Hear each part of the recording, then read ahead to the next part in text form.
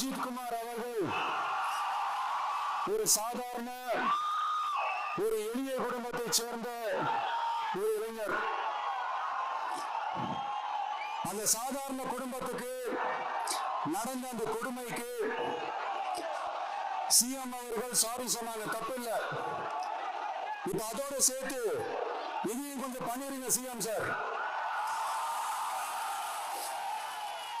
எங்களுடைய ஆட்சி காலத்துல இதே மாதிரி போலீஸ் விசாரணையில 24 பேர் இறந்து போயிருக்கிறாங்க. அந்த 24 பேரோட குடும்பத்துக்கும் நீங்க சாரி சொன்னீங்களா? தயவு செஞ்சு சாரி சொல்லிருங்க. அஜித்குமார் அவர்கள் குடும்பத்துக்கு நீங்க கொடுத்த நிவாரணம் மாதிரி இந்த 24 பேர் குடும்பத்துக்கும் நீங்க நிவாரணம் கொடுத்தீங்களா? தயவு செஞ்சு நிவாரணம், அந்த நிவாரணத்தையும் கொடுத்துருங்க.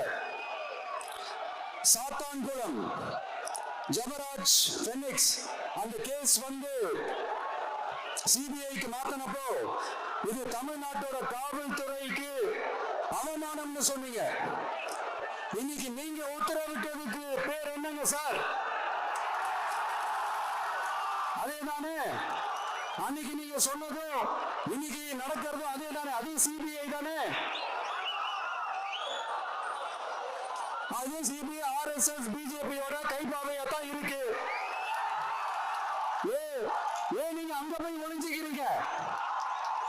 ஏன்னா தமிழக வெற்றி கழகம் டிவிகே சார்பா நீதிமன்றத்தோட நேரடி கண்காணிப்புல ஒரு சிறப்பு புலனாய்வு குழு விசாரணை அமைக்கணும்னு ரொம்ப ஸ்ட்ராங்கா கேட்டிருக்கோம்.